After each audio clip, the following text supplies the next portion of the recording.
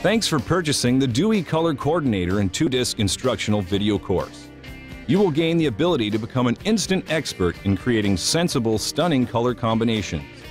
Your video guide is renowned color expert, TV celebrity Margie Kyle, the executive director for We Make Color Easy. Currently, she is the national president of IDS, national vice president for WCAA, and a member of IFDA and ASID. Here is Margie Kyle.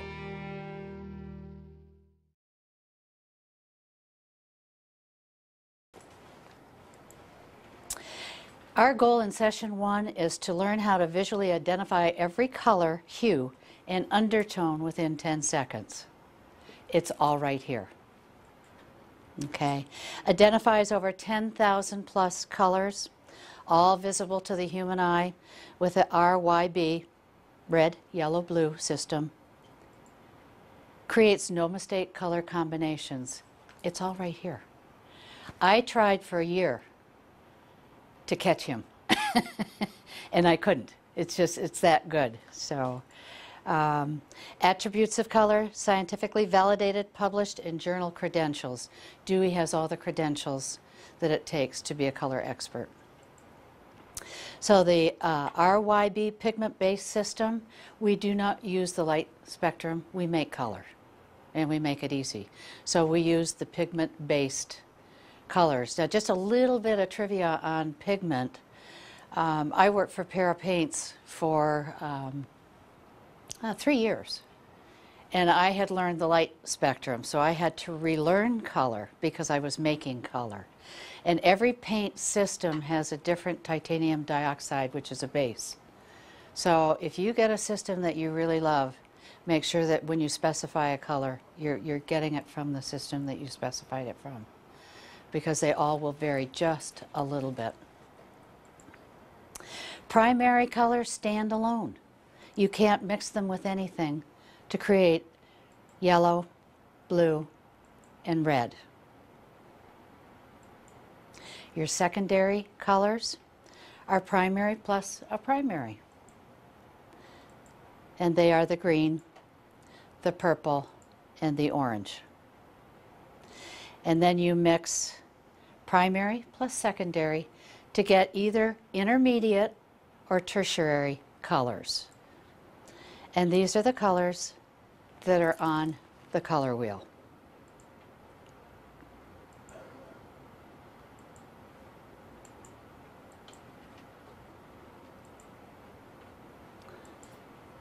Okay, the 12 colors that are on this color wheel, what we're going to learn today, how to use them in color combinations. They're all right there. So I very diligently last night started ripping out your brand new book. Didn't make sense to me, and it may not to you. That's why I have left the first color in there, which is lime green. And when we follow inside, just follow it around the color wheel on the outside, because that's what is inside. You do not need to keep the ones that I ripped out for you in that book. As a matter of fact, you might want to take a minute to take them out, because you're going to be really flipping through this book. But all of these colors here, just put on the side. And you can mix them up. I just don't do it because some people really like to keep them in order.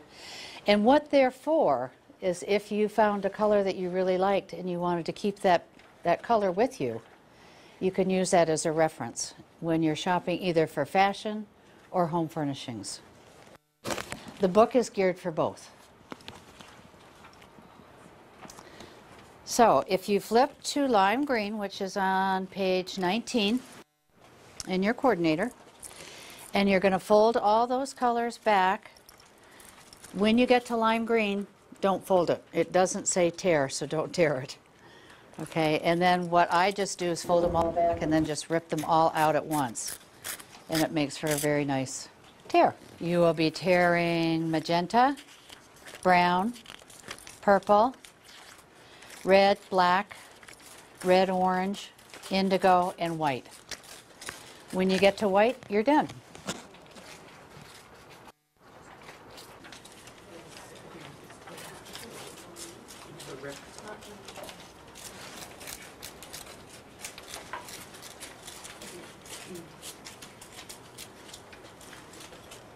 One more. Aha. Now you can see I had to tear it because you can't see the colors as you flip them if they're whole pages.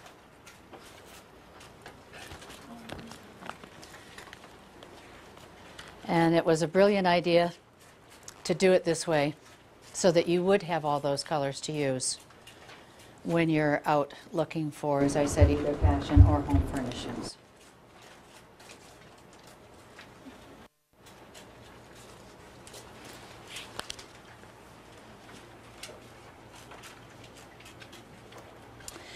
It does teach you all the different color hues and where they are. And again, it just follows, it starts with lime green, and the colors in the book just follow that color wheel on the outside. You will use this enough where you'll just automatically go to the color. Today it's going to be a little awkward until you do learn where the colors are, but that's where you will end up, is knowing exactly where they are. It teaches you where lime green starts and green begins. Shows you how adding white, brown, and black to Dewey System, you have your vibrant color up here on the top. Then he's added white to the vibrant.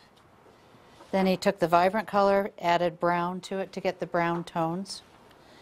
And then took the vibrant color, added black to it to get the black tones. So every color from the vibrant has a lot of colors in that one color. So you have a lot of different color choices. Create a color family hue. Helps you to see how each color hue changes. You can see how just lime green, when you add brown to lime green, it goes to camel. So it's very interesting. If you turn to blue, you'll see it. And blue is on page 103. When you add brown to blue, it goes brown. I'm a last choice blue. What, 96% of the world loves blue? I had to be one of those percents that doesn't like it. And yet I love this. So I can still use blue, but in a very different way. It just gives you so many more colors that you can work with. Okay, when you add black to yellow, if we go to yellow, way in the back, you'll see how it goes to green.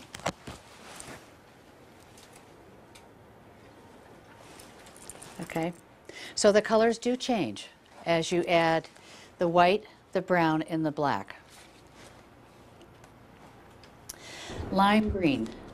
In the very front, if you look at this first flip here, and you read its meaning. Every color has meaning. And it's very important to understand the color meanings. I love the fact that lime green means question it, because that's one of the hottest colors today. And isn't that how we're all feeling? Questioning what's going on, the economy, everything that's happening. So that's another reason why lime green is so popular right now. But if you want to know the color meaning, it's always on that first flip. Oops. Sorry about that. As you flip the pages, if you get lost, there's your cheat sheet. So everything you flip has the answer on the other side. And we'll go over all these color combinations, how to use them, and what they mean. But just a little introduction on the coordinator and how easy it is to pull the colors together. Any questions so far? Now let's go to green, which is the next flip. Okay, lime green means be it. And it gives you a wonderful description of what that color means. If you want more detail on that color, flip this page over and it'll give you in the, flip the green, this one, over on the back. You'll see even further descriptions as to what those colors mean. There is so much in this book The more you use it, the more you'll get to realize what's in here. Okay, color meaning is important to people. I love it, some of the color names in the fan decks. I was doing a gentleman's house and I picked out this beautiful blue and it was called eyeshadow. I thought, well, he'll never go for that. So we've used standardized names in here. There are no cute names like that in this book. So when you look at green, you see the vibrant tone up here. And again, we've taken the vibrant and added white to it to get what's right here. It says the white tones. And then we added brown to it to get olive. And then we added black to it to get emerald. So, green means be it, know yourself. Teal, if we look at teal, which is the next flip, you'll start seeing that means know your capabilities, believe it. And you can see how it changes when you add the brown to it. So every color on the color wheel has a vibrant white tone, brown tone, and black tone.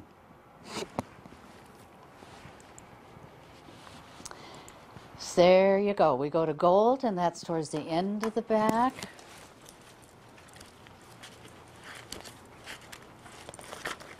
And you see your vibrant, and then you see your white tone, which is a tint. It's lighter.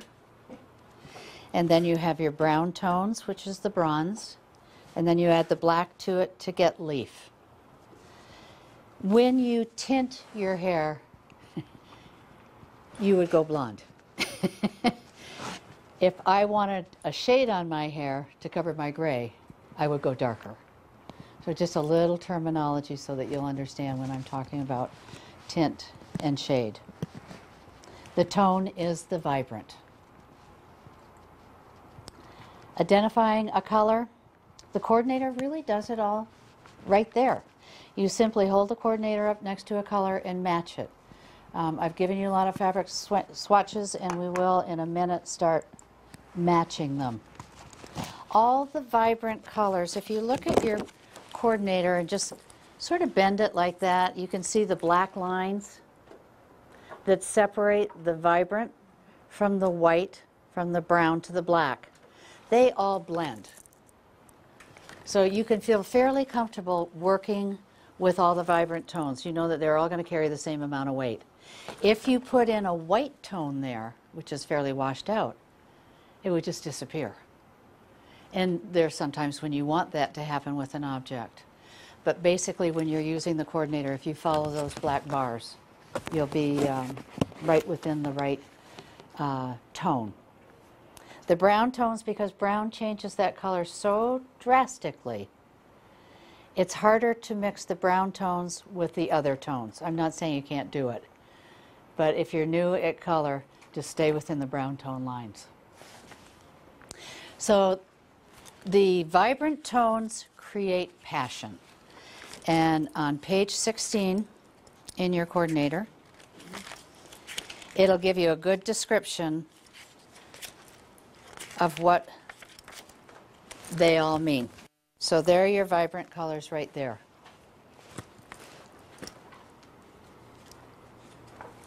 Definitely makes a statement. Now this is Dewey's Casbah. Christine's been there many times, helping us write this course as well. Very vibrant tones. You're going to like one tone over another, and that's why I love this system, because there's a color here for everybody. When I have a client that's not sure about color and never really has used color, I know they're going right to the white tones. I call them my chicken out colors. They want color, but just a hint of it. And that's great, because it's all done for you. And you don't have to worry about lightening it yourself. The white tones create freedom. And again, page 16 gives you a good definition as to what that means. If you want a space to look larger, then the white undertones definitely will create that feeling of freedom. It will give you space. And that's Dewey's guest room. And blue means dream, and gold means to play. So when he has people come for a visit, he wants them to dream and be very playful in his space. The brown tones create sensation. Okay. They all blend together. You can see how it has changed that color in many cases dramatically. If you go to magenta, and if you're not sure, just look on your color wheel, and it's right after indigo, and you go to magenta. In the brown tones, you look at garnet, and that's a very inviting color. I may not like magenta, but I like garnet. So and it's very interesting when you use colors that you don't like in your space, or wear colors that you don't like. It really makes you focus on what you have a tendency to avoid. So when I really want to have a productive day, I wear blue because I can't stand it. I get everything done, I get very focused, and I'm done. The black tones create drama. So if you really want a space to be dramatic, then you go to your black tones, and that's what that will create. Very rich, very intense in color, very dramatic. Let's go to gold and find leaf. And what section is that in? Black, right. Good. So again, you have several options with every color. Whether you like that color or not, there will be something in there that you will enjoy. Then in the very back, we have what we call our achromatic colors. And they are achromatic because they have no identifiable hue. They have no color. For example, white consists of all color, black consists of no color, and brown is both white and black. These color combinations are very popular today. When people are stressed out, which most of us are, for one reason, we aren't in this room, but the rest of the world seems to be, this color scheme is very, very popular because it's safe.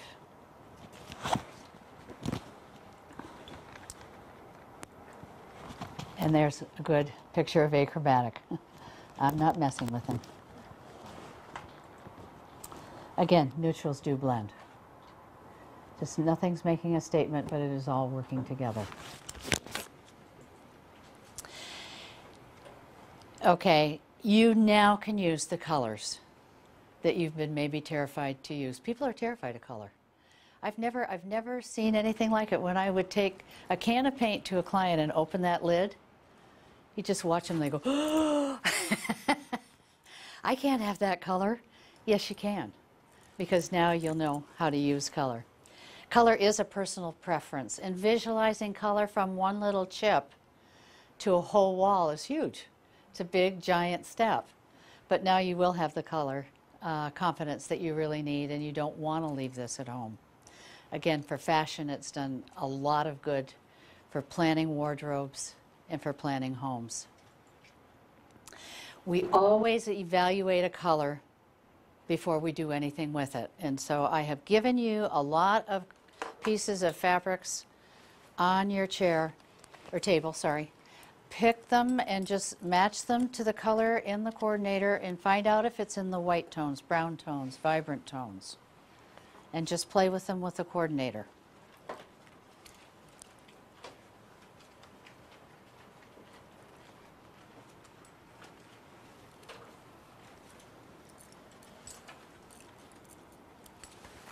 And if you have a question, that's why we're here.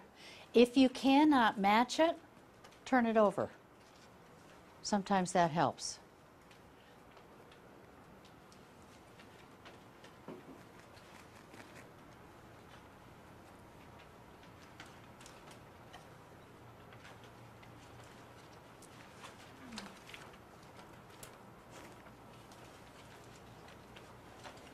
Donna having a problem?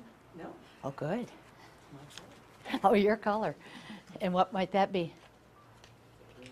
The green. Eric falls in, I would say an almond. No, it's not an almond.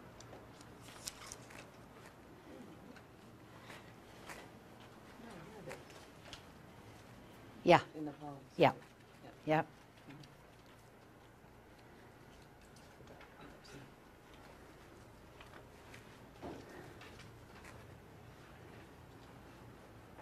Oh, that's your color, Ross. Black. No. Is it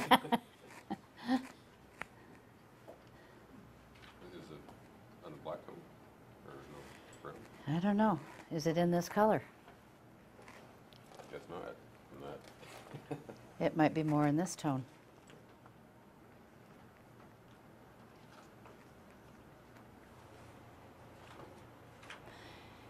Probably what you're going to want to do when you get back home is figure out what you've done. That's the best way to start. You know, what did I do here? What have I created? After I painted my living room black, and the furniture's white, and then I had splashes of red, I thought, but what is it? And I went right to the coordinator, and all of a sudden I realized what I had created. It was kind of fun. It's the best way to learn it, is to figure out when you get dressed in the morning, okay, what have I done? What am I? Am I a blend, or am I a complementary color scheme? What have I created here? And if it's not in the book, you've been very creative. Okay, so that's what we call measuring a fabric to the coordinator, and then in the real world you would take it to the fan deck at the exact color you want to create on a wall. So we've done that. Let's talk a bit about color. I am not going to get technical because you don't need it. It's all done for you in the book. Color attributes speak without words. You feel it. You absolutely feel that color. Purple with black and white creates drama. It's regal, thought-provoking. It says, I'm open to considering all empowering possibilities. People who love purple, like I know Kim does, you do too. We're going to see if we get our answers. Are we going to get our answers? If you want me to come around, yeah, I will. Yeah. Yeah, hold on to it. You can see many, many possibilities. And so knowing that understanding of that color will help you. So make sure you read the color meanings of all the colors in the book. Hue. Hue connects the colors on the color wheel. Hue is the name of the color.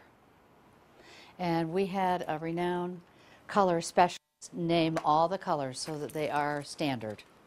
So teal is the hue. It's the name of the color. This enables us to reproduce nature's precision color combinations. It's all outside. We need to bring it in. But that's the scary part. You see it on a mountain, all that beautiful purple with the green, and you think, oh, that's beautiful. But then we aren't sure how to bring it back in. Saturation, each color that goes from a vibrant hue to an unsaturated or a lighter gray. So you would look at maybe at teal, there's your saturated, and the next one down is unsaturated. It's not as strong. Just a tiny bit less unsaturated. Okay, tone, the intensity or the brightness of a color.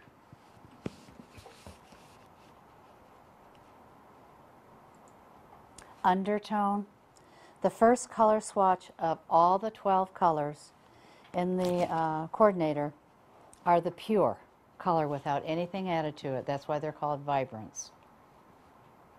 Okay, I notice a lot of you writing, and I love it. If you want my handouts, I'm happy to email them to you too. Okay, so if you don't get something, ask me, but also let me know if you want them. When you add white to the vibrant, you get the white tones. When you add brown to the vibrant color, you get the brown undertones. When you add black to the vibrant, you get the black tones. Okay. Value. The top, high in value, has a lot of light reflection. If you want a small space to look larger, the white tones will do that. To me, I just want a space to feel like I want that room to feel. I'm not interested in making it look bigger, but if that's what you want, use the lighter tones. What do you mean by value? It goes from the high to the white to dark. Okay, the top being the highest in value, which means it's the lightest reflective. From white to black being the darkest. When you speak of value, you're speaking of the light. Yeah, yeah. And the bottom is very low, which is black. And again, it's it's less reflective, obviously. When you use dark colors like that, you need to triple your lighting. So again, you go dark purple to lavender, okay? The Munsell system, which is also one of the very well-known color testing systems, plus ours, we've come up with a no mistake color combination tool for you. Again, hue goes round and round. It's the colors on the color wheel, and value goes up and down. It's all done right in here. So again, I'm just telling you what the terms are so that you understand them. You probably won't use them. And then chroma is the color's intensity, its purity, or saturation measured by its departure from gray.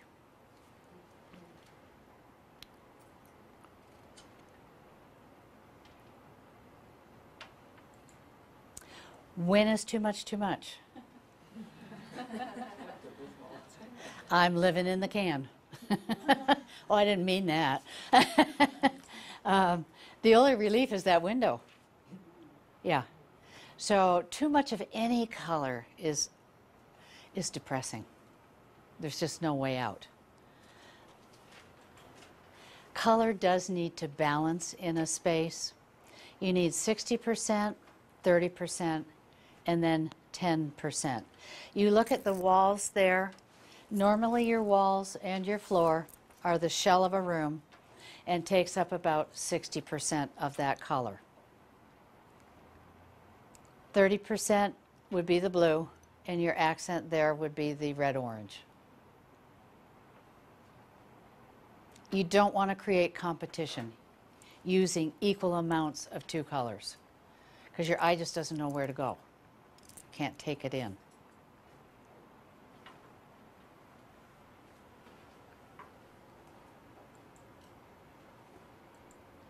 This is usually my starting place. I love floor plans, and that's where I start my color thread of how color is going to flow through that space. And my client or I might love red, green, and brown. So in my great room, I might want to see a lot of red in there, a little bit of green, and a touch of brown. In the dining room, I might want to see a lot of green, and then just a little bit of brown because I've got a lot of wood in that room with a touch of red. I may not like my cabinets in my kitchen, so the walls will go brown so they'll blend in. And then I will use red as my secondary color to really make it pop, and my accent would be green. And you can see how you can just play off of each other. Rooms that you don't see from the entrance, have some fun in them. So that room off there, I might want to use some gold, brown, and a touch of red. The hall, use brown, green, and gold.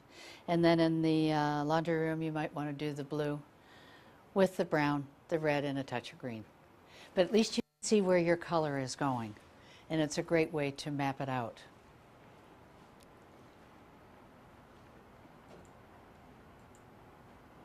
So let's review session 1.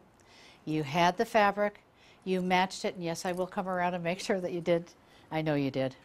To see whether it was in the white tones, brown tones, or vibrant tones. Never leave home without your coordinator. It will be your best friend.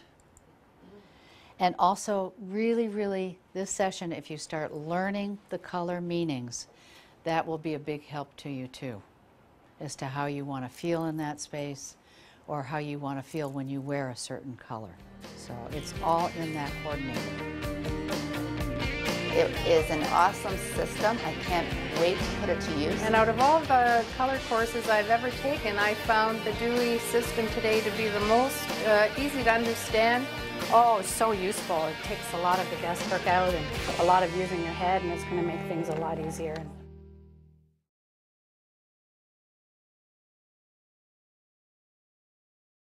So has everybody got it?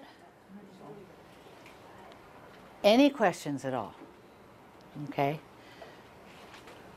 Sweet. Well, you will after this session. Because we're really going to get into the meat of this. And don't overanalyze it, because it's all right here. And don't panic, because if you go to a color and I'm saying, well, what is it? What's that first flip? And you're sitting there going, well, I don't know. It tells you right here. You can cheat. It's legal. We want you to cheat. So, okay. Again, just follow that color wheel. And that's the sequence of the colors in it. And remember, the red, yellow, and blue are your primary. And then your green, orange, and purple are secondary. All the other colors are intermediate or tertiary colors. And you really don't even need to know that, other than everybody does need to know what a primary color is. It does stand alone, okay? So, let's get going with session 2. We have a lot of meat in session 2. It really will teach you how to use this coordinator. In an hour to an hour and a half, you're going to have to practice a lot. Okay, the more you can practice with what you have at home, or the best way is just to go through your design books and say, what is this color combination? I'd never use those colors together, but it looks wonderful. What is it? So match it. Take this, match it to this. And we're going to be doing that after this session. So you can get the feel of how to use this to its best advantage, because it is already done for us. So our goal right now is, my goal, is to get you to understand the 25,000 no mistake color combinations in an hour. We can do it. We can do it. Okay. We're going to learn what color blends are and color combinations are. And if you just keep one thought or two thoughts in, when you're planning a room, let's just everybody get on the same page. You've got a naked room, and you've got $10,000 to do whatever you want in there. Where do you start? You start thinking about, do I want it to be soft and everything blending in so nothing stands out? Or do I want some drama and throw in some color so that your eye will go to something that maybe you threw it off with? And that's fun too. But that's where you start. How do you want to feel in that space? Do you want it to blend, or do you really want to create some drama and have it fun? How's the room going to be used for? Those are the questions that will be answered when you start going through here. We have 3 types of color blends. And the first one, you're going to say, if she says that one more time, I'm going to scream. But I am, because you have your hue. Everybody knows where lime green is, so let's turn to lime green. You have your vibrant, your white tones, your brown tones, and your black tones. That is your first way to blend color in a space on your body, is by going up and down. Okay? So let's say you have a client that just loves lime green, but she loves all of these. So you can use them all. You may not want to use them all in a room, but you could. Or you may say, gee, let's use, this, the vibrant tone lime green. How would you feel with your walls being in the hall in maybe a lighter shade? It's a color blend. You don't see that line. The colors just blending together. The next type of blend is a neutral, or the color's undertone plus the color, which is the last flip. When I flip this last one over, what does it say here? Color blend. It tells me exactly what that is. It's a color blend because it's the undertone of lime green. That's why it blends. When you create lime green, you start with your white. That's its undertone. Okay, every color has a neutral undertone blend. So, again, for a hall, say you have a client that really wanted that palm green in their living room. They go, oh, that's so gorgeous. I love it. I don't have a clue what to do with the hall. I need to break color so I can maybe put another color in another room. There's your hall color, because it's a color blend. Okay. Now, if you wanted it to stand out, then we'll have to go to another color combination. But we're staying right on blends for now. The last way to blend is go to your achromatic in the back of the book and go with your whites, your browns, and your blacks. Those all blend.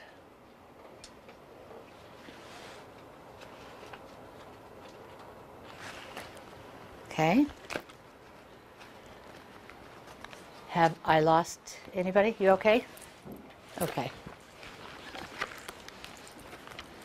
So we have 3 ways we can blend color in a space.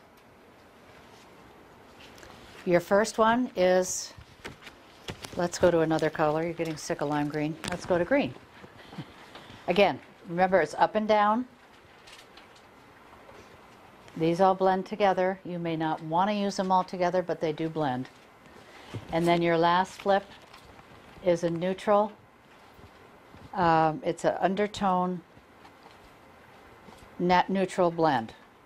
So if I wanted to use olive in my kitchen and I didn't know what to put in the hall, I could go right across and I could use that gray in the hall and I would have a color blend. Have I lost you? So I'm just looking for the, It's the last flip.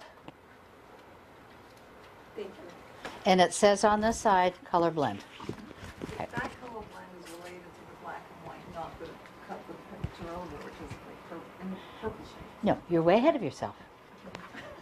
You can add purple if you want, and we'll be there in about an hour. And then it's this color, right? This, Yeah. okay. Yeah, yeah, and it'll tell you what that is. Yeah, let's stay with the blends. You're like I am. I want to jump way ahead. Okay, enough. I know blends. Let's go. So let's go to orange. Yeah. So when you look at it like this, Yes. so you're saying I could take anything from here Yes. and match it with anything from here. And basically we're saying across. Yeah. Stay within the black lines for now. When you want to get creative, you'll be able to do it. But for now, let's just stay within the black lines. Yes. If the cue is to flip to the color blend here, and I'm going, okay, I'd like an alternative, so I'm going to do this. Yeah. The wording is exactly the same on this. Yeah, absolutely. So why wouldn't, can I still legitimately do this then? No. Well, you can, but not at this moment. Let's just stay on color blends. No, I'm just saying, okay, okay. Got it? See, this is it says color blends right here because these blend all up and down. I appreciate that. Yeah, and then if I turn it over, that's the color's undertone, or it's neutral blend. Right, Okay. but, okay. I mean, you can flip back to the purple, but we're way ahead of ourselves if we do that, because that's a triadic color scheme. Is that a legitimate blend? I know that we're going. Oh, yeah. Okay. thank Well, you. it's a That's all I color need to scheme. know. It's a scheme. It's not a blend. Once you start going back into all of these, you're creating color combinations. Right now, we're talking about color blends. Okay, I was just confused by the wording because they were both similar. Because you're blending this way, and then this too is a blend. So it's telling you exactly what they are. Okay, thank you. Okay? Good. We're gonna get a little more confused as we go on. Okay. And then if you look at apricot, you can see that that's in the white tones. And if you wanted a neutral blend, you go to the last flip and it'd be with desert.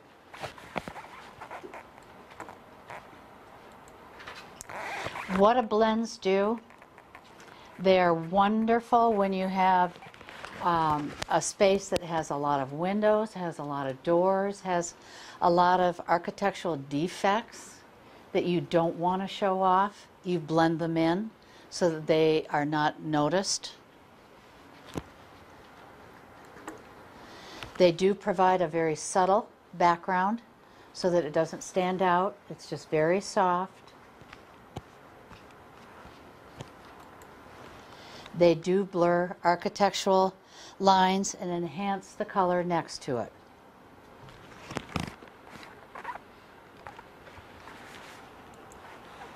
It's the third coordinate to your room design. Okay, it's just there. You don't notice it. It's very quiet. Yeah. Martha, is there rules to how many blends you can use in a room? If you Over blend it? Yeah, say you have grays. I love to do grays in my house. But it's all open concept. So it's, you know, you don't know where to stop.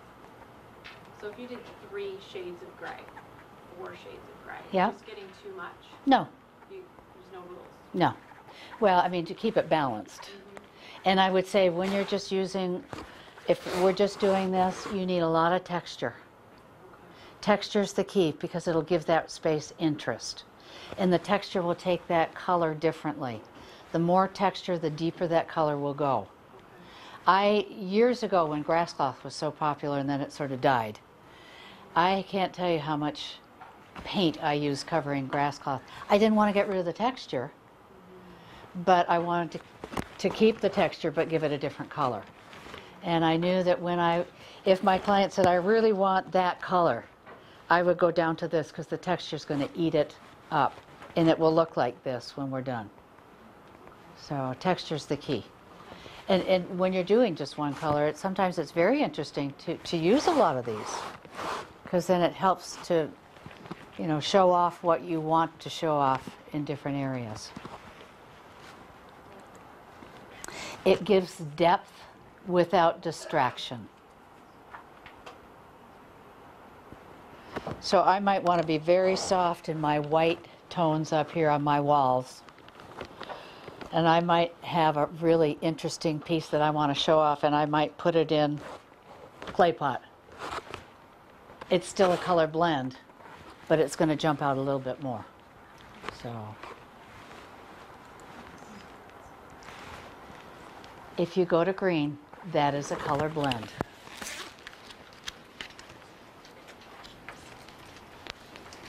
We've used the vibrant, the brown tones. I love that picture.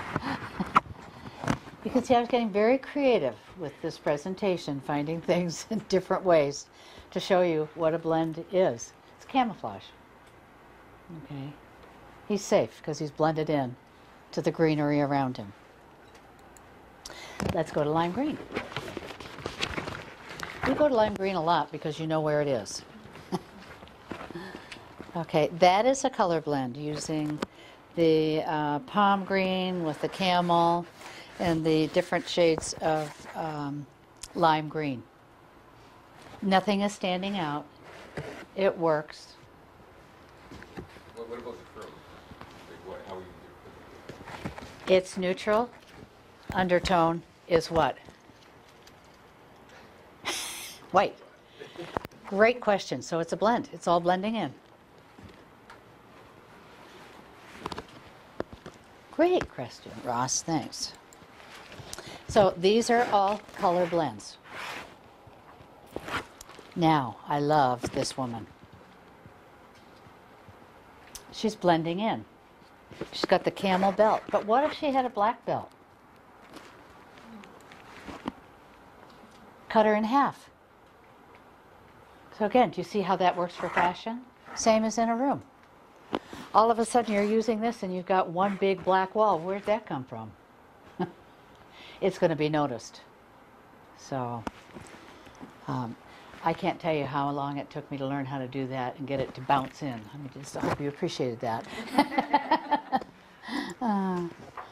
That's a color blend. You're going to start looking at things very differently.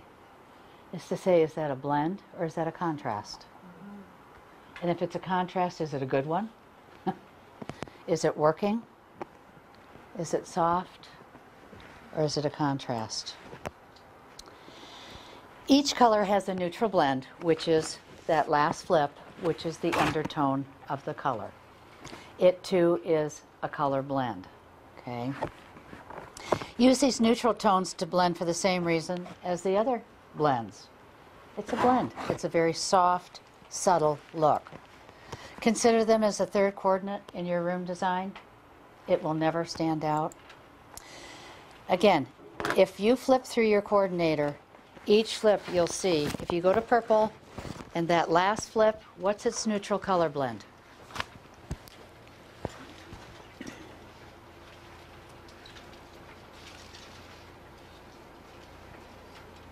Y'all got it. Great.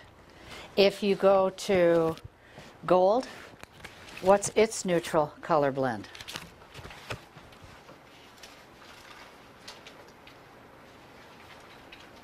Now you're being very quiet. Brown. Thank you. Okay. Does it make sense? So every color has a neutral color blend. This blends here, and that blends there. So if we go back to orange, which is on page 235 in your last flip, and if you go to the white tones, look at desert in the white tones, you can see that those two are a color blend. Margie, does that also mean on the brown shades that those are all blends? If you could blend all those brown shades? Yes, you could. Yes, you could. Same. Yeah, because that's the achromatic. You could blend all of those. Yeah, as we were talking about the gray, you could blend all the grays together. Anything up and down is a color blend. Okay. You know, halls are the biggest problem and have been for so long. And it's so easy now. Because I say to you, okay, you want to use mahogany. I love it. And if somebody goes, that's way too dark, then you can go up to one of these, and it's still a color blend. And you know that that hall's, there's not going to be a sharp line. It'll blend right into the color, and it'll work. Maybe. It's not that hard, is it? No, but it's amazing. Yeah. This to me is the best tool I have used in years, because it's just so simple. And for those of you who do work with clients, you just say, okay, you want that clay pot? That's great. Now we can use one of these colors on the wall, in the hall. And it's done for you. Let's go to teal.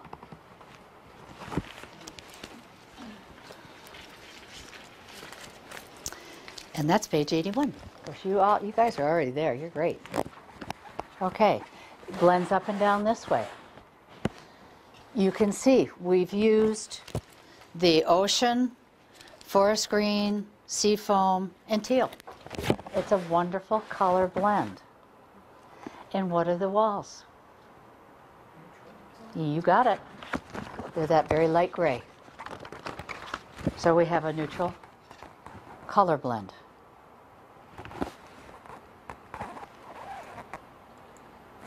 This is a little more confusing. Let's go to lime green and find apple green. And what is its neutral complement?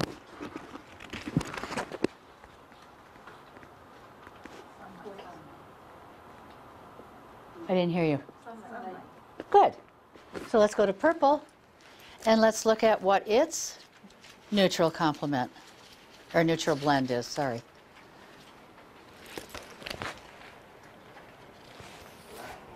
Yeah, so it'd be the gray tones. The walls are in a very faint gray. So that's a blend. But you can't take any of these. Yes, you can, yeah. Depends on how much drama you want to create. Because I love lots of drama, so I would just do it. Are you saying the most drama, if you pick purple, then the black would be the most drama, Uh-huh. and then any other color down here would just create a blend on the black? Let me turn to there. Or if I want a real drama, I go back down here on these black tones. Oh, Yeah. but the most drama is the match.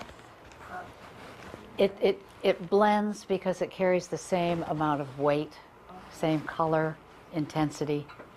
This has very little, so that's why that blends. So if I had this on the walls and I put black, it would still blend, but you'd notice it more. Okay, and that's not a bad thing. You know, once you get this thing down to where it just works for you, start breaking the rules and saying, okay, that's a little wimpy, I'm going to add some black to that. Sorry. So in this situation, the black is the third chord in the room. Uh-huh. But that doesn't have anything to do with the 60-30-10 No. weighting. We're just blending color. Yeah, good question. Okay. Okay, and then we have our neutral blends, which are the achromatic in the back of the book, which are the whites, the browns, and the blacks. And what she's wearing is a color blend.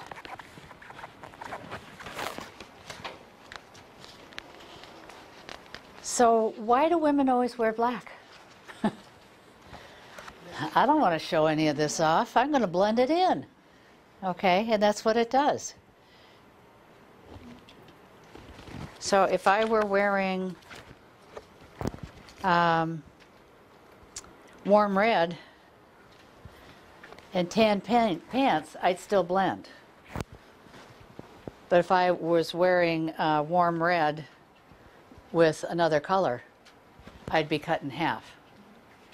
And I wouldn't blend. And that's not pretty. So. Okay, it's in the undertone. That last flip, your neutral blends are the color's undertone. This is where it might get tricky, and if you get confused, just ask, because it happens. So your white tones are your yellows and your lime green. Those two colors have white undertones.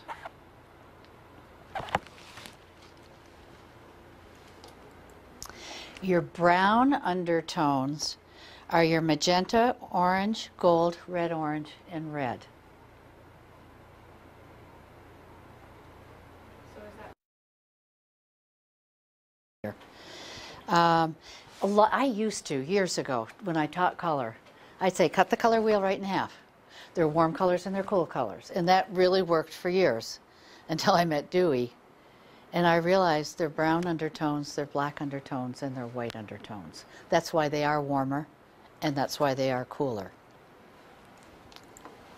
I want to show you how to cut the color wheel in half so it makes sense to you and you don't forget it.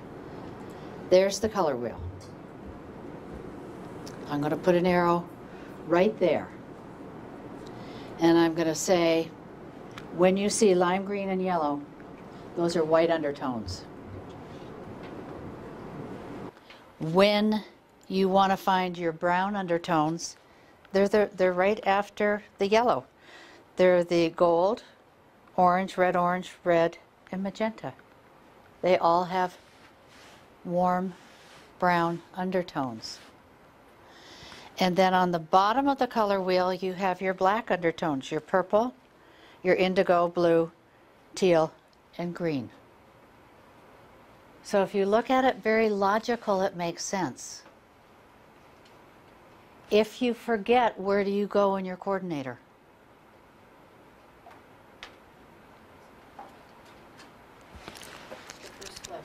That last flip. So I go to blue. Is it a brown undertone or is it a black? I'm not sure. It's black. It tells you right there.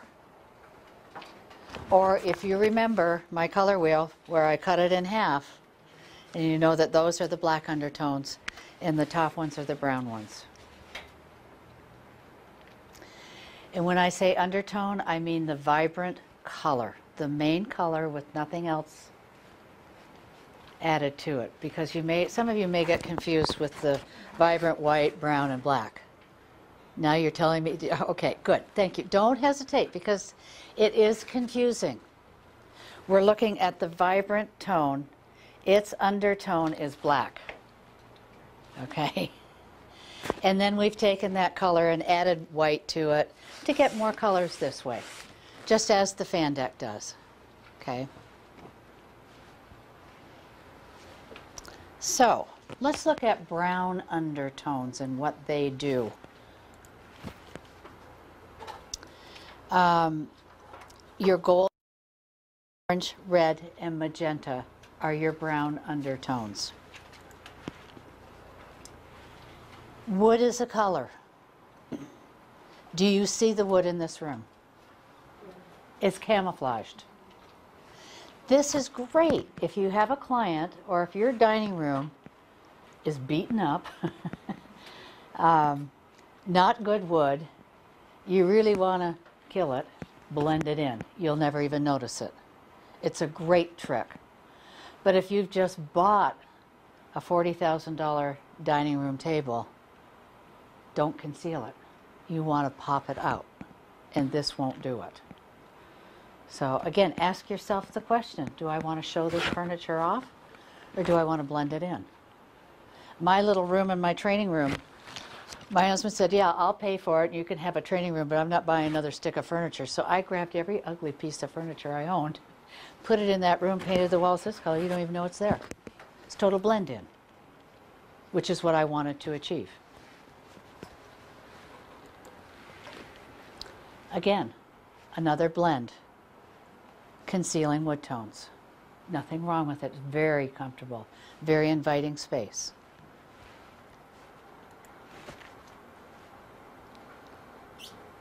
You do not see the wood on the chair, on the table. But notice when you go down here on the chair, that's teal. You can see the wood around it. Do you see how that black undertone makes that fabric pop? It's all on how we see and where we put color. When you look at a brown undertone color, physically, the lens behind your retina gets swollen. And so that space looks smaller. It recedes. It does look smaller. Color's color, and if you love that color, use it and make it work.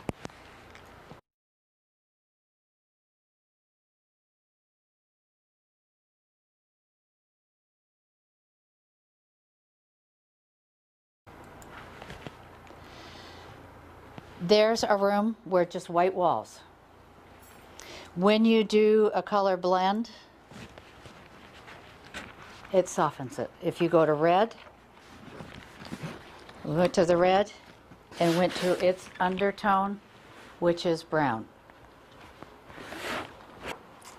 So that's a color blend, and you can see how that just softened it. The wood against that red-orange is camouflaged. But if it's not good wood, it doesn't matter. The print stands out.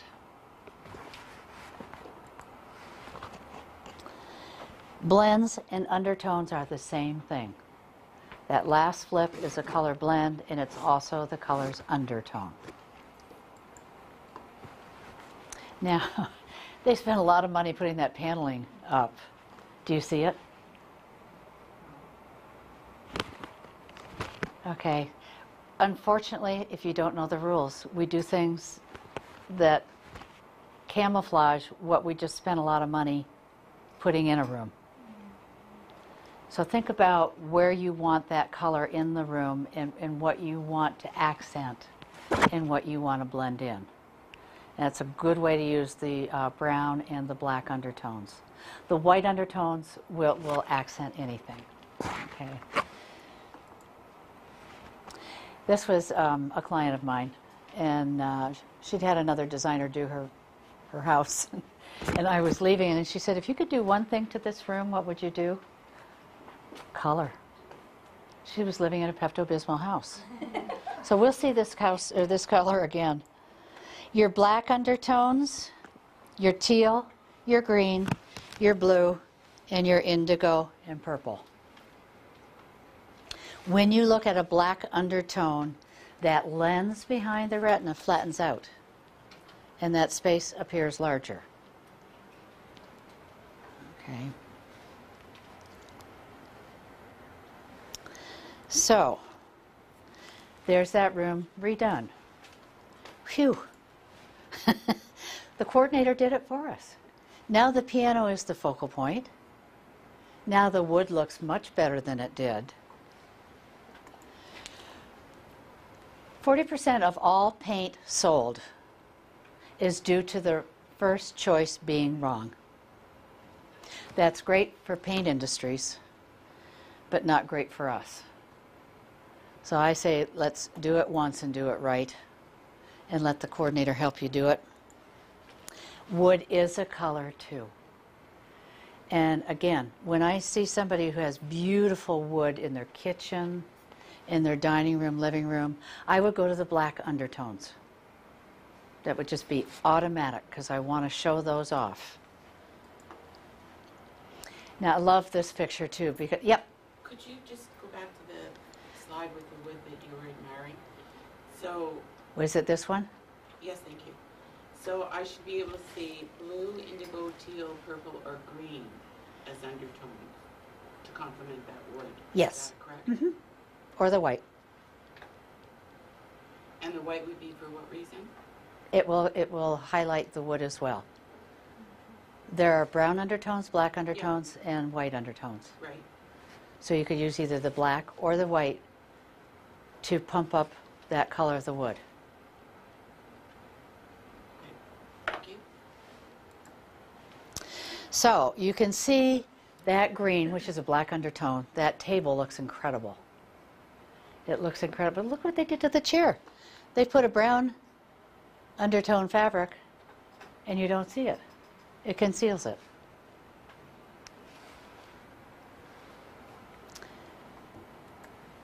And then your white undertones. That is a color blend because white's undertone, yellow's undertone is white. Okay. Lime green. That's a blend because white is lime green's undertone, which also is a blend. Where's palm green? It's in the lime green section. And where did they get the white?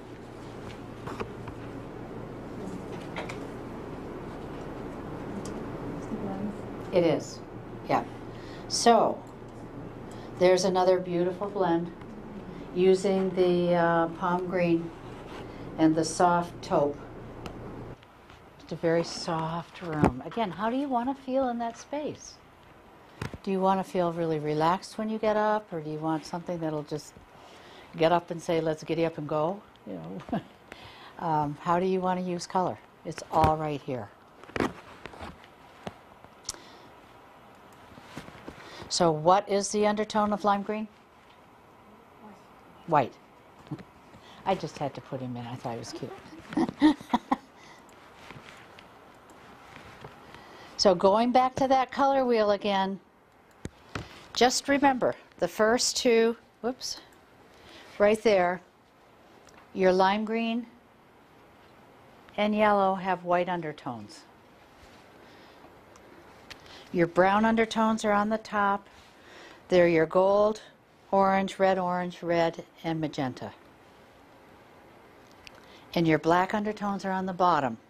They're your green, teal, blue, indigo, and purple.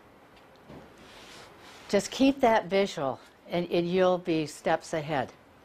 Because you can look at that color wheel at any point in time and know whether it's a black undertone, brown undertone, or white. Yeah. Is it yellow and lime are undertone, or white is an undertone and a blend for yellow Yes. and lime green? Yes. But that is a one-off because the brown undertones and the black undertones don't have natural blends with any of the other colors, as the white tones pair with yellow and lime green. That's just by chance, isn't it? That they're both undertones and, Yeah, it's a blend and an undertone.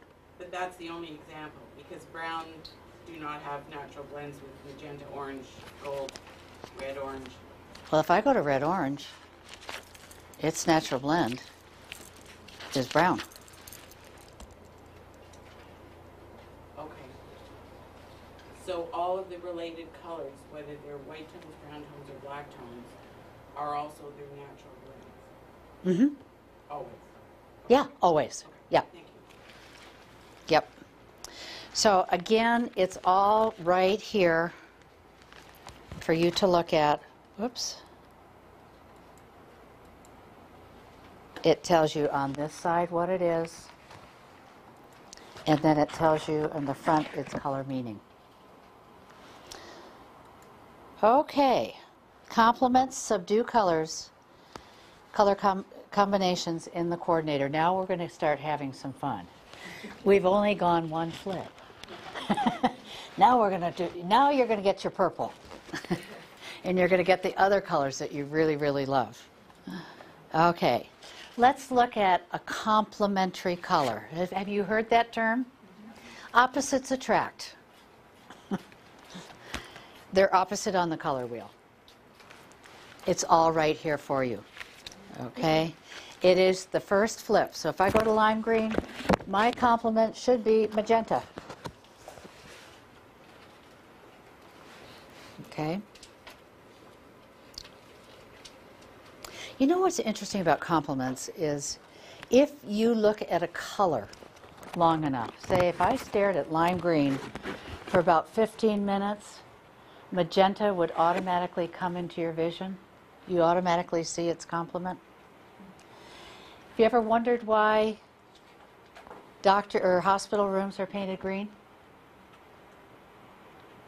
When a doctor's doing a lot of surgery and he's looking at red all the time, to sort of look up and that'll reset his eye. Same in a bank. When they're looking at a lot of green money, usually that wall across where the tellers are is in a red. So you can reset your eye very quickly. So that's why they. That doesn't work in, sorry. It doesn't work in Canada. It doesn't work in Canada. No, after I said that, I thought, what am I saying here? Yeah. That's why you'll paint, like, so if you're doing color, color editing or whatever, you'll paint your side like 18% gray so you can reset the eye? Yeah. Yeah. Yeah. Like that's It's a little trivia, but you know, it's great. Okay, opposites each other on the color wheel, so you can just go like this if you want to. Much easier to go the first flip because then you know exactly what you're doing. Introduces far more color, yet still maintains balance. Highlight a color but maintain harmony. Make a couch or a wall covering or flooring not quite so bright. Incorporate a far bolder pattern. You know, a lot of people go, whoa, you can use magenta with lime green? Yeah. But remember, you may want to have the lime green as the 60 and this as the 30. And then you can have an accent color. We'll show you in a minute what that accent color could be. Christmas. When everybody thinks of red and green, they think of Christmas. But it's in the grocery store too. It's everywhere. Let's go to indigo and figure out what indigo and gold are.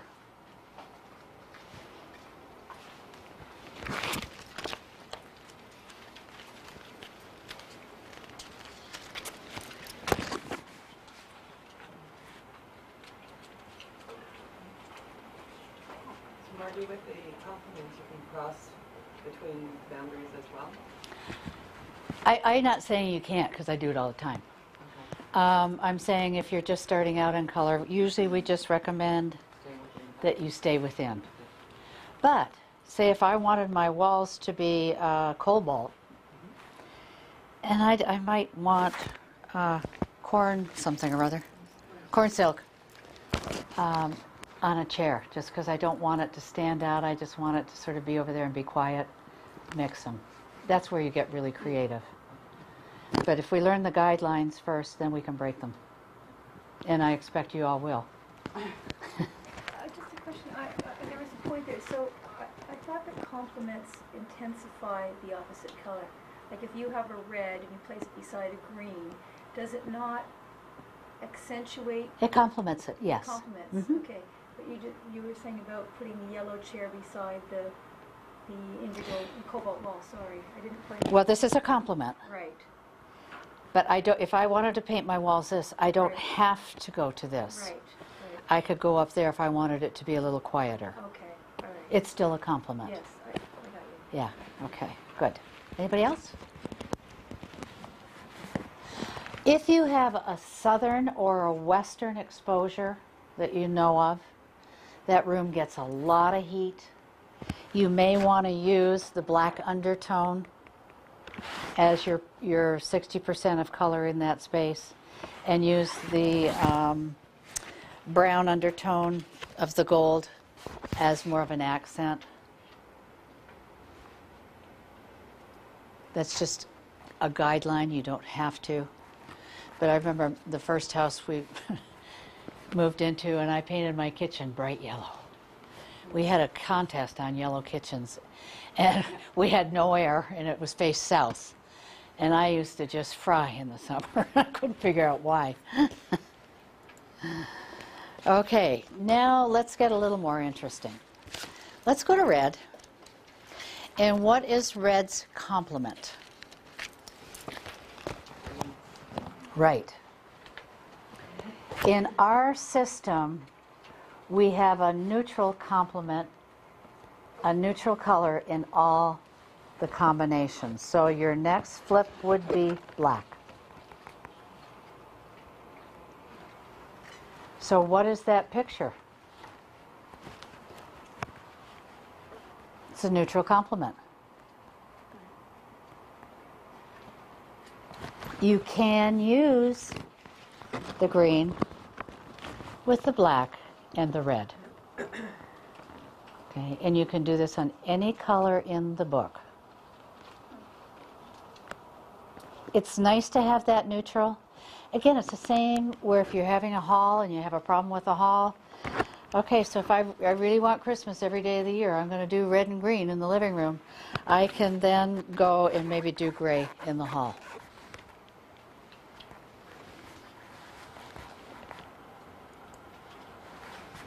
So let's look at red. Red's complement is green. What's its undertone? Brown. It's that first flip. And so its neutral complement is black. Most of them, if its undertone is brown, its neutral complement will be the opposite, which would be black. If its undertone is black, then its neutral complement, for the most part, would be brown. Just the opposite. Okay? What's a ladybug?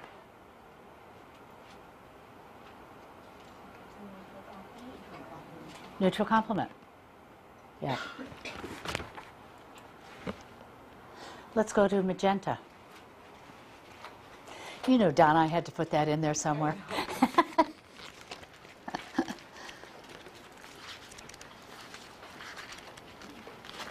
So magenta, its complement is lime green, and its neutral complement is, yeah. See, when Dewey did it this way, all of a sudden everything made sense to me. I was missing the neutrals and where they fit. I knew what their undertone was, but a neutral complement didn't make sense to me until I really studied this, and then it all pulled it together.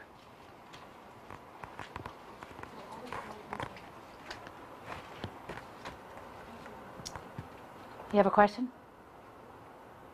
So basically your first flip will be your complement. Yes, that's right. Yeah, yeah. I mean, it's brilliant because it gives you that extra color.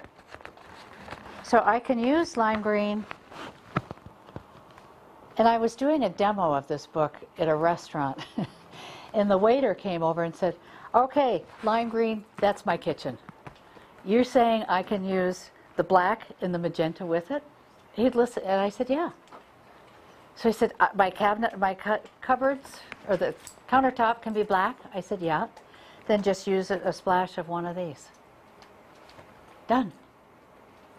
Again, I said that'll only be $150, but it's okay, go to teal.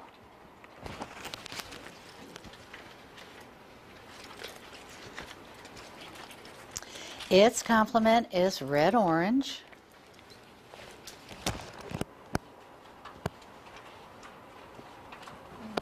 So its neutral complement would be, yeah.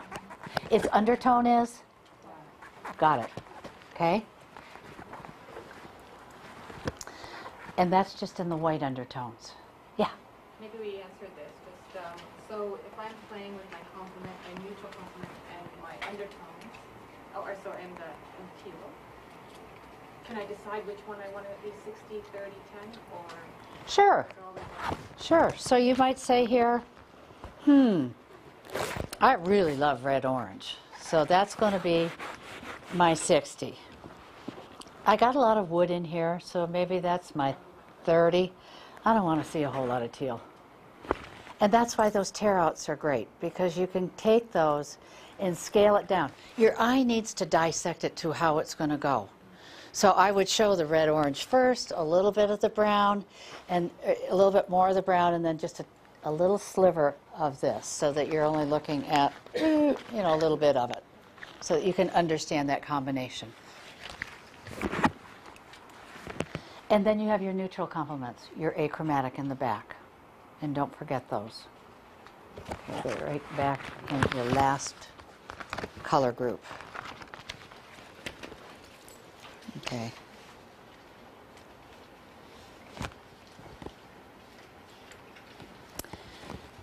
Are we good with complements? Okay. Now we go to a split complement, where you can really have some fun, if you haven't had any fun already. They are flip 3, 4, and 5. Colors on either side of the coordinate. Let's go back so that you can see. You go directly across and then 2 on either side. And that's your split complement. They do create a jazzy, trendy, fun look. Will make your grandmother's furniture that you just inherited look good, look new again, look fun. Used to accessorize, provide dramatic contrast, and emphasize distinctive architectural lines. Purple and red are split complements of lime green, but not of each other. So let's go to lime green. And our first flip was a complement, second was a neutral complement, third is purple, fourth is red-orange, and we have a neutral split complement of black.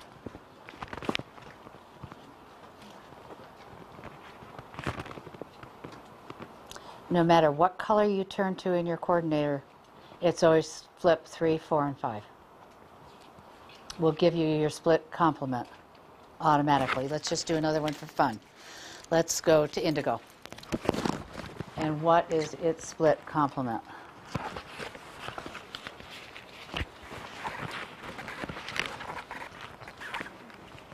Okay?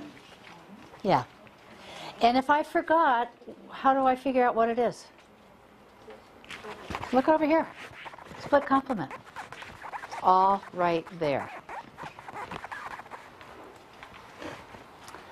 If you want something to stand out, use your split complement.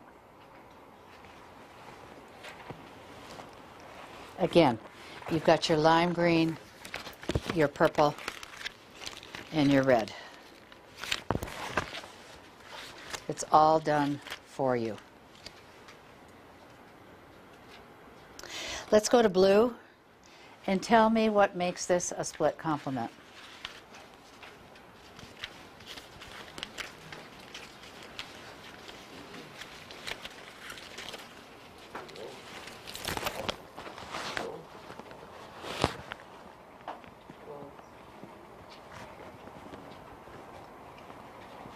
Did you get it?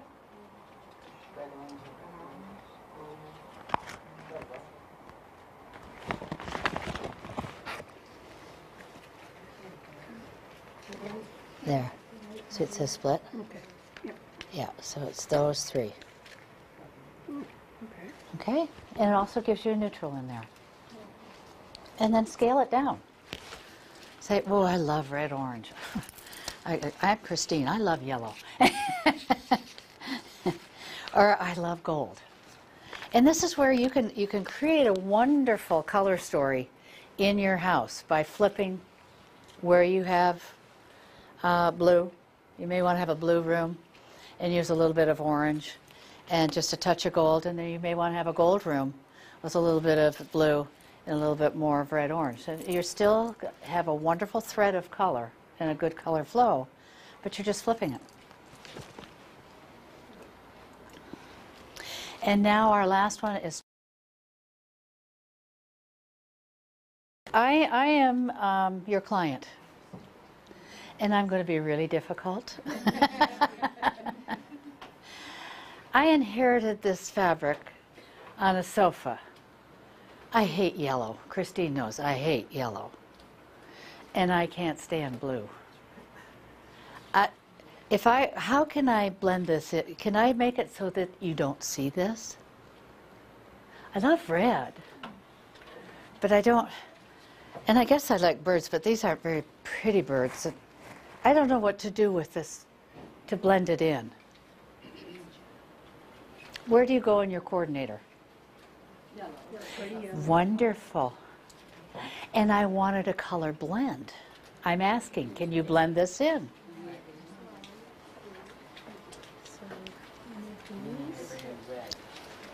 You got it. Oh gosh, this feels so great. You guys all got it. Well, look at what's in here. Look at all this, the taupey stuff in here. Taupey color. That would be a color blend. Another way to blend it, you all were right, would be the yellow. But I don't want to see any more yellow. And I don't want blue. So, you know, there's a green in that yellow, is there not? That could be a color blend, couldn't it? What would you think if we used the green? Would that work? What would it be? It'd be a color blend. Okay. Now, if I was really being difficult and said, no, I don't like that green. I don't want the yellow. I don't want the blue. Go. I don't want white. Red. Thank you. You knew red. If I can't blend it, I'm going to kill it. I'm going to give it a strong color that, yes, this will be seen, but I put red pillows on it, and your eye will go to what you all think is pretty. If you love green and you put green on that wall, you're going to love this next to the green because it will blend in. Okay, in Christine's case, she could paint the walls yellow and she'd just be happy because she loves yellow. So, but do you see where we're going with this? If you have a fabric, you don't know what to do with it, you have options. You have options of trying to blend it in through the 3 different ways of blending it in. And if that doesn't work, then I find whatever color, well, what color in here do you like? Oh, I love that red. So I'd match it to the coordinator and say, okay, it really is that apple red. You see where that apple red is right there? There you go. Then I would take that apple red, which is in the brown tones, and I would match it to a fan deck to get the actual color. So from there, I would take a fan deck and say that is a gorgeous, gorgeous color. And this is the wrong fan. Well, here we go. And there's a good color match right there. And that would be absolutely spectacular on your wall. Okay, it would overpower this. Yeah. Could you go directly to the complement? To the green? No, well, I'm reading complement under yellow is on this page. I don't see any purple. Well, there's a touch of purple in there. There's a little bit Yeah. in the... You're going to make this work really hard. But would you, if in fact they hated the background of it, can you immediately go to the complement, the absolute contrast to the yellow on the color? You could. The opposite, You could. and work them And you're going to make this work harder. That's all it's going to, yeah. Oh, because the contrast will be 50% of whatever. Yeah, it's going to make the purple out of this. But that's just a rule of thumb. I'm not saying you can't. But when you do that, you will make this work harder, and I really don't want it to work any harder than it's working. Doesn't it make the yellow stand out more? It will, but you won't notice it because if you love the red, you'll see the red. And if I put pillows on here, and if I knit a little thing, a blanket, literally I'm covering it with red. Your eye goes to what's attractive, what you feel is attractive. So if I love red, I'd still feel good in that room. Okay, if you put blue in there, I wouldn't like that either. If you painted the walls yellow in there, this would be a room I would go into when I was avoiding something, and I would spend a lot of time trying to figure out what I'm avoiding. Because that's when you live with a color you don't like, that's what happens. So, yeah. I don't understand how, you just went to the red, because that's the color you liked in that material. It was the only color I liked in here. And you matched that with this. But couldn't you have just gone directly to the fan? To the fan deck? I could have, but I go here first. Because, you know why? I want to know if it's vibrant, brown, white, Oh, okay, so that's what. undertone. I need to measure it Do the first. rest of it. Yeah. Okay. Then I match it to the fan deck. So in my mind I know, okay, she's going with the brown undertones. Okay, she wants to create sensation. Well, those red walls will do it. Okay, there's your color pattern. And sometimes you're right. It's just easier to go, that's it. But I use this as a starting point. I want you to go and see what you've done in your house.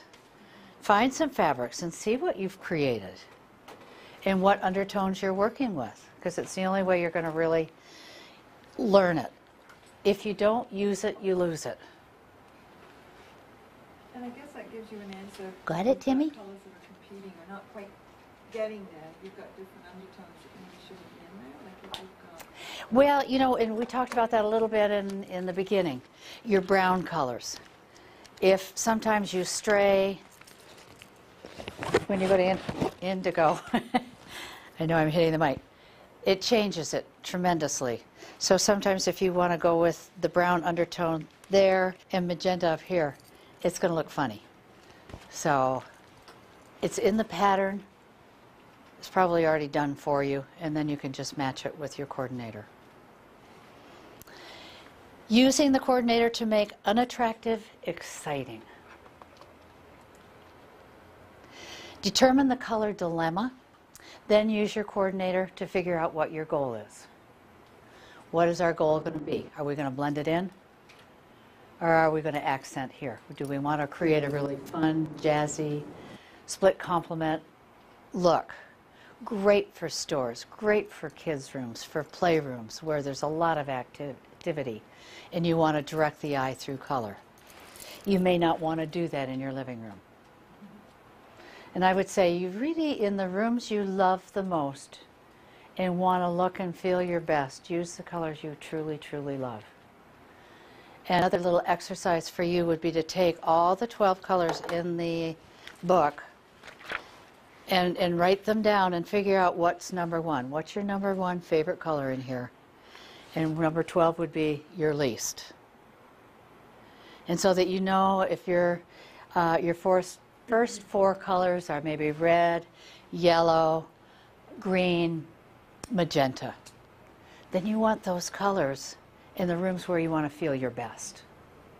And you want to wear those colors when you want to feel your best. Your least 4 are rooms where you really need to focus on what you may have a tendency to avoid. It's funny because I'm allergic to white walls. And when Dewey came to the house, I said, my walls in my office are white. And he said, they'd have to be. You need to focus. If you had any color in here other than white, you'd be all over the place. So, I mean, I did it instinctively. Didn't even think about it, didn't even understand it. But in my last office, I had them in sort of in a purple. And I loved it. It was really exciting. You go in there, you get all excited, but I didn't focus a lot. It was harder for me to focus. And so that's just a little bit of color trivia. Okay, making unattractive, exciting, dull color schemes become interesting. Choppy, busy rooms feel good. Small rooms feel bigger or cozier. Again, I don't always believe a room has to look big. I think some of the neatest rooms are when you use dark, dark colors and it just feels like it's wrapping itself around you. Bright couch becomes harmonious. It's all done by using the coordinator with confidence. Imagine walking into an all-white room. Just adding light versus dark will give you that contrast. While I was living in Toronto, I did an all-white house. It was fabulous. But again, go back to that texture. You really need that texture to keep the interest. And they had so much artwork that it just was a wonderful backdrop for everything that they had. Where do you want your eye to go? You know, actually stand in a room and say, what do I want to draw my attention? And figure it out from there. How can I use this in room design? Where is this color best going to work? All white can be interesting. Just have to work with it a little bit harder. Here they dropped a little fake ceiling down, which created shadow, which created interest. The picture is their focal point. All white walls, putting some color on the windows, a little color on the 5th wall, which is the ceiling. Don't chicken out. I feel like they chickened out here. I think that color should be a little deeper. So if you're going to use color, really stay with that color that you first had in mind. You know what we say to our neighbors? Do you think I should paint my walls this color? And they go, oh, okay, I'll do it this one. You know, we do. It's just natural. If you love it, when you look at color, don't look at it from your heart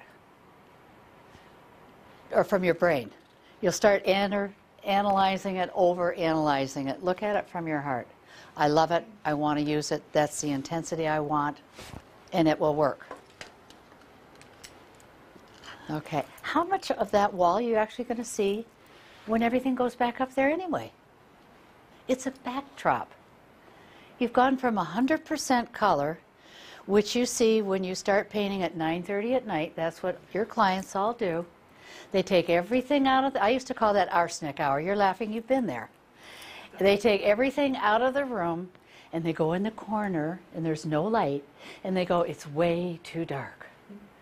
I've been out in my pajamas, clients at like 11 at night going, it's fine. Call me in the morning, take 2 aspirin, go to bed. Because in the morning when they have light, it'll be much different. And when you get everything back in that room, you're only seeing 30% of color. Do you want your furniture to contrast the walls or do you want them to blend in? This is a great trick if you have, especially today, people can't afford to redo. In staging, this is what you're all about. And if their furniture, and they're not going to replace it, looks terrible, you may want to blend that furniture into the wall so it's not noticed.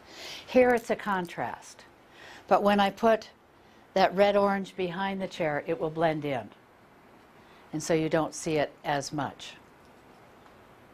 Where do you want the eye to go?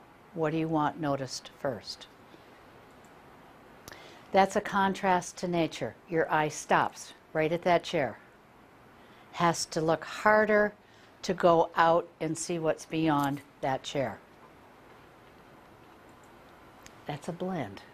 Your eye has the freedom to move in and out in that area. Blending into nature. It's natural. Here I call this the sandwich room because we have a busy floor and a busy ceiling. If we had a busy sofa, where would your eye go? To the next room. Because it would just be too confusing. So I didn't do it. So they blended the sofa into the drapery so there's relief. Contrast eats up space. There are times when you need to avoid contrast, especially when you're making major color decisions. Using highly reflective colors, and we'll talk about sheen levels towards the end of this. You might want to consider using a tone-on-tone, okay, that will avoid contrast. And again, we know where to find all that contrast in the coordinator. You can't miss his jacket. Right? Instant contrast. Less contrast makes the space feel bigger. Don't forget the texture. Okay? You don't want it to lose the interest.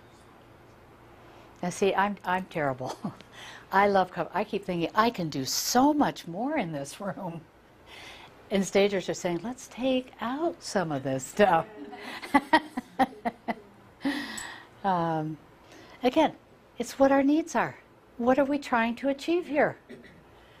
I want to live in it, so I'm going to give it a good punch of color. You want to sell it, so you're going to take it out. You will use a lot of blends. You'll find the book extremely helpful for that. And again, if you go to magenta, you'll see that that's a color blend. You may not like that color, but you know what they have achieved. Our goal is to make wood tones blend. And how did we say we could achieve that if we don't like the wood? What undertone would you use? Brown. Thank you. A lot of people, if their wood doesn't all match, which I think is boring if it does, want to conceal the wood. And so if you use your brown undertones, your golds, your burgundies, the wood will just disappear. You don't notice that there's many different types of wood there.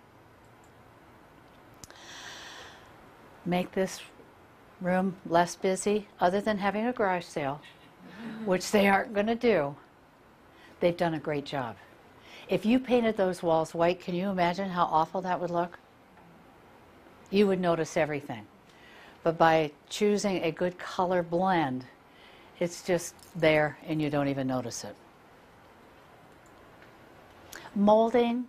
I used to write for the Mississauga News and Oakville Beaver and a couple others in your area.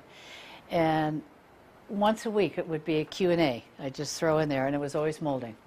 What color do I paint my walls? And should the molding be the same color? Why does it contrast? What does it do if it contrasts? My rule of thumb on molding is, yes, you can go a softer color. I think I always use Starlight White or one of them for everything. It sets the other color off. And to view color, you need to see it next to white. And so to me, your architectural structure are your frames, your doors, and if they're all white, your eye has the freedom to move from room to room without saying, oh gosh, we just went from, a gray frame to a red frame to a blue frame. So usually we try to keep that consistent, and it will help to show off the color. That's where your eye goes, right to the architectural structure. And then you have to put on the brakes and you say, wow, what else happened in this room? Because that's where your eye just automatically goes. When you put it on the wall, isn't that prettier?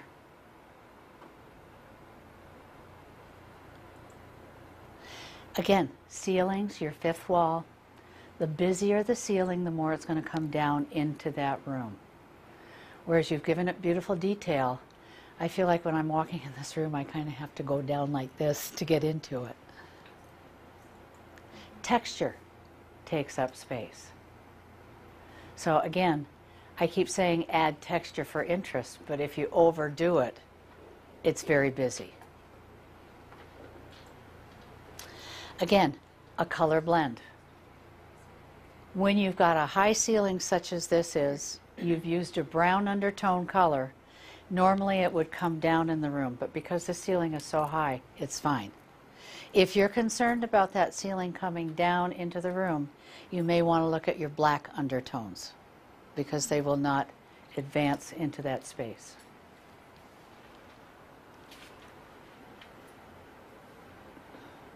This color on an 8-foot ceiling would really come down on you.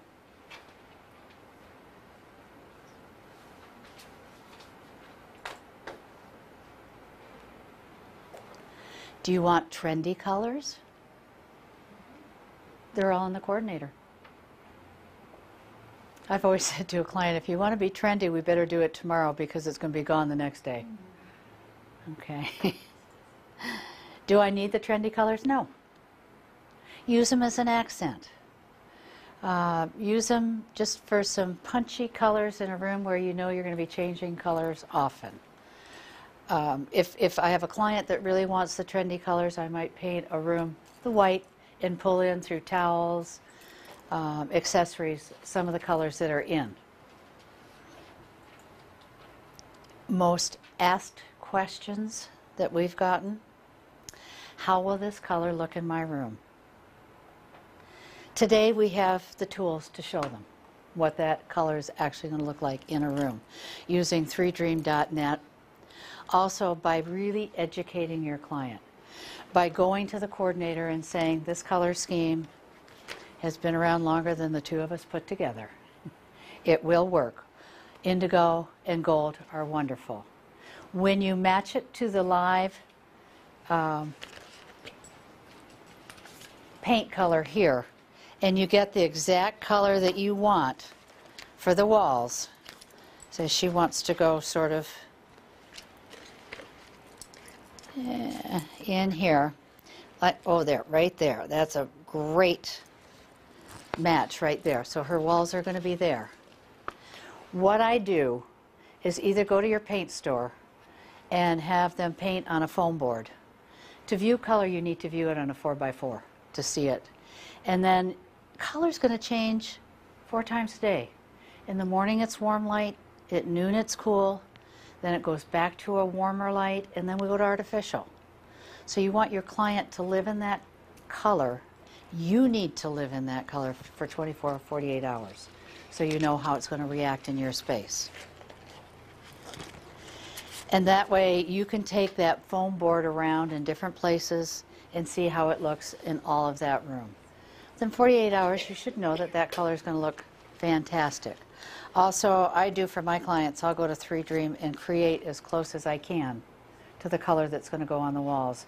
Create from the blueprint, 2D, 3D, and then I can email it to them so that they've got a great idea. I was working with a client not too long ago, and she said, I think I like taupe. Yeah, I like taupe. Is there another color? Yeah, I like taupe. I went, okay. So I said, this will be easy. Within a half hour, I will have emailed you your taupe room. And so I went to 3Dream, did it, and she said, wow, that is boring. And I said, yeah, you like taupe. So then we could just very quickly put in an accent of red or put some more black in. And it was amazing how that room came alive. So help your clients visualize. We've got the tools. They're out there. Okay? If I could only see it finished. They can. That's the glory of today. Before we had to draw it, we had to work twice as hard.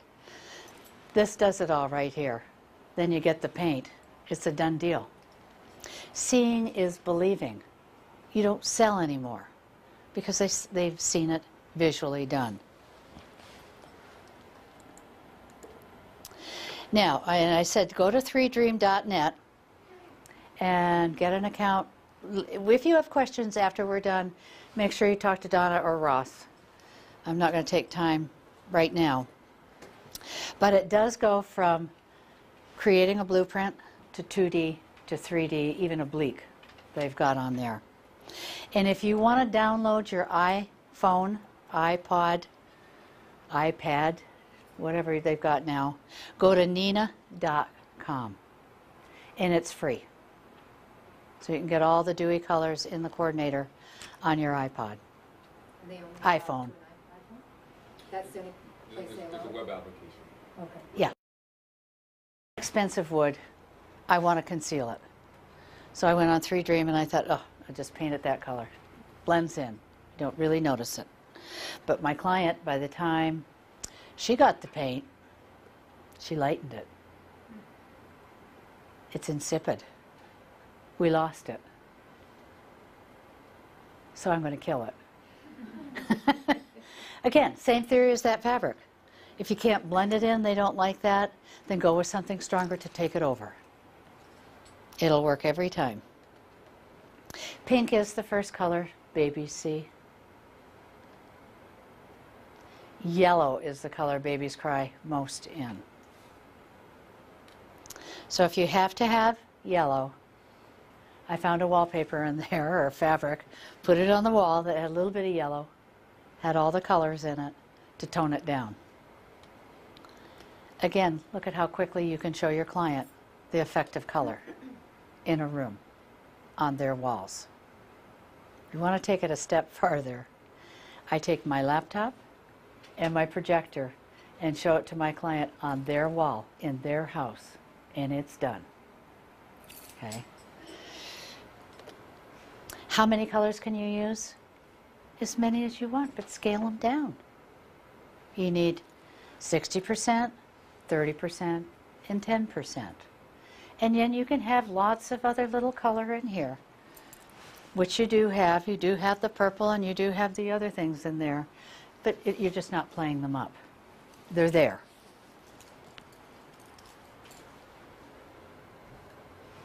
Will my kids get this dirty? Of course. When you use latex paint, give it 6 weeks to cure. It's a water-based product. If you put water on top of a water-based product too soon, you'll lose it. And let's talk about the finishes. Let's see, do I know where they are in here? Did you ship your kids off for 6 weeks? Yes, you could do that, Donna. Ship them to, don't ship them to me, but they can leave for... Every system has a different name for their finishes. Flat, to me, I love flat. But if you have kids, don't go there. What flat is it has more pigment and less resin. The pigment is like a fine fiber, and it creates that little texture in the paint, so you get a beautiful, beautiful color. The next one probably is eggshell, has a little bit more resin and less pigment. Is flat the same as matte? Yes, yeah. And eggshell will give you a little bit more durability. And then you move to, you can see the sheen levels getting a little higher here. And then you go to pearl, semi-gloss, you're getting a little scary. Don't ever use gloss if you're in an old house. It will show every imperfection. So I'm not sure where I would use the gloss. Maybe on kids' toys, front door. Trim you could, because it's going to get dusty. And it'll go to a pearl very quickly. Unless you're a fanatic cleaner, which I know you're not. And again, if you have a question on paint, your paint store is your best place to go. I mean, they will tell you what finish to use in what room. But again, just be very careful with a latex product, washing it before it's had time to totally cure.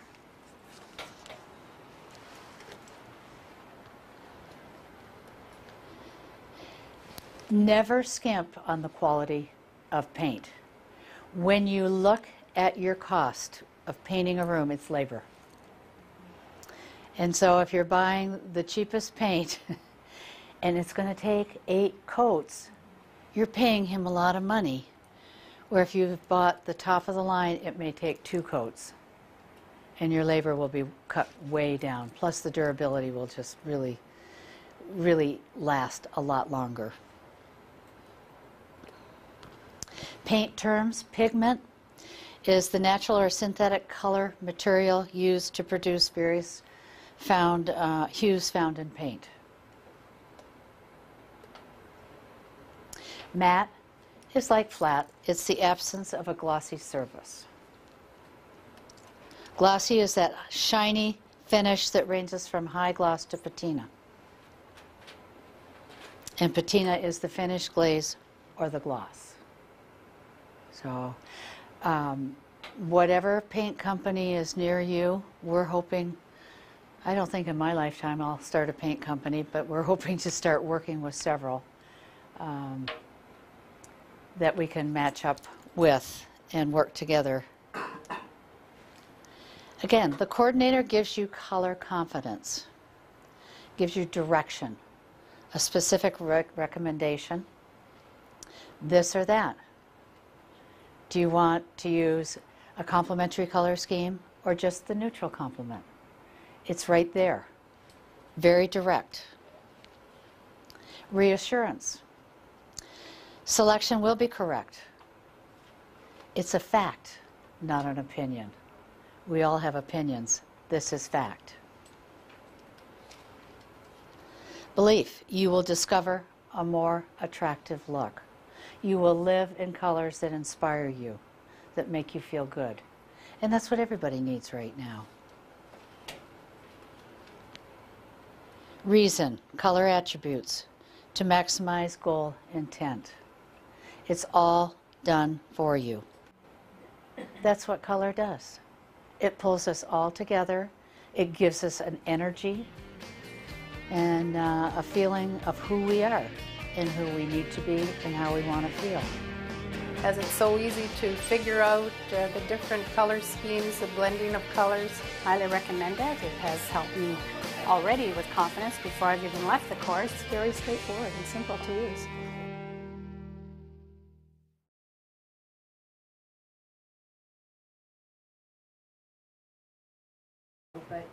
If they, you know what, if they like the lighter colors, go to your white. Just stay in here. That's hard for me. But with the other ones, I'm assuming it's going to create a totally different color. It will. Because it's not different. Yeah, right? yeah. I love color, but I've got to look at all the other personalities. There are 2 looks in my mind: control clutter and restrained elegance. When I studied fashion, they said, put what you normally wear and take 3 things off. I said, I'm putting what I normally wear and I'm adding more because I can. And that's just me. But when I'm working with somebody who maybe has a little wedding band on, I know I got to step back because I will terrify them. I had one man say to me, "What color are you going to make me have?" I said, "I don't know. How bad have you been?" If they want to lighten it, I don't let them just go lighten it because it'll be insipid. You saw what it looked like on that picture. If they want it lighter, I've learned in my 40 years, going back to the white undertones and saying, okay, in that fan deck, what do you want to see? Show me the range that you're comfortable, because it's their space. Not everybody likes that strong intensity of a color. I mean, when you look at lime green, that's strong for a lot of people. When you look at celery, whew, that's about all I can handle. It's just so individualized. We all see color differently, and we all react to it differently. Well, I was just going to ask for your opinion, Marty, on accent walls. I just, as I'm... Oh, great question.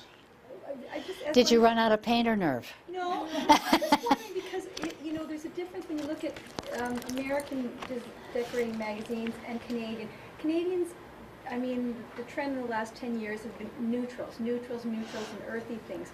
So, maybe we were being pumped to do color in the 90s, we've veered away from it. I don't know if it's coming back. Do you find?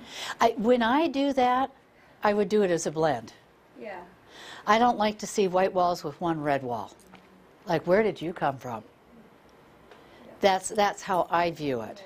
When you have a room that has a wall, one very short wall, you may want to give it more clout and paint it. Say if you've painted this, you may want to go up to there to give it a little bit deeper color so that it appears to have more, it appears larger. I guess my question was, it's just trying to sell people on color. Yeah, in Canadian decorating magazines, design magazines, there's such an absence of color. And they're trying to bring it back with an accent wall or one wall wallpapered or something. So how do we get people to buy into color again? I mean, you obviously don't need to be convinced. But a lot of How do you want to feel in that room? Well, I love Ross as a creator. He's got to be a blue. He's got to be a dreamer. So let me go to the blues. You love to visualize. This is what how blue will make you feel. Use it. Just use all the meanings and just say, okay, tell me how you want to feel in this space. Do it to yourself. I mean, when I moved into our last house, and I love the story, I flew home. I was taking care of my mother who was dying, and I flew home, picked a camel color. I hate camel. Don't tell anybody, but I don't like it. And I picked a camel couch, and I thought it'll blend in, it'll be fine. And flying back, and I thought, I hate camel. What did I just? But it was done. I love that room. An unfinished room will never make sense to anybody.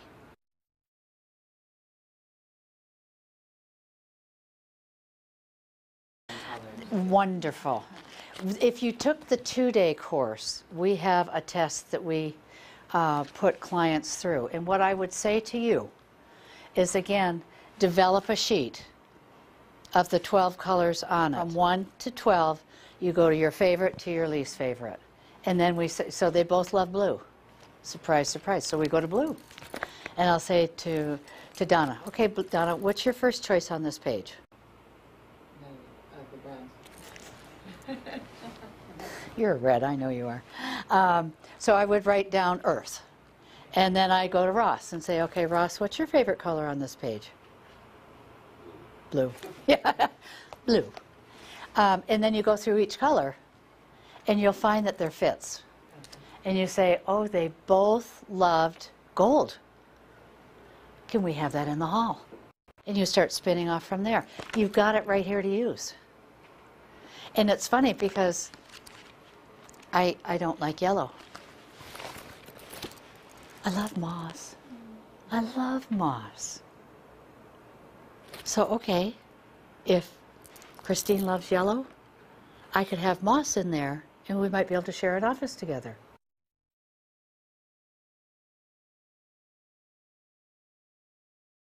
You know, and if a client comes to me and goes, are you sure?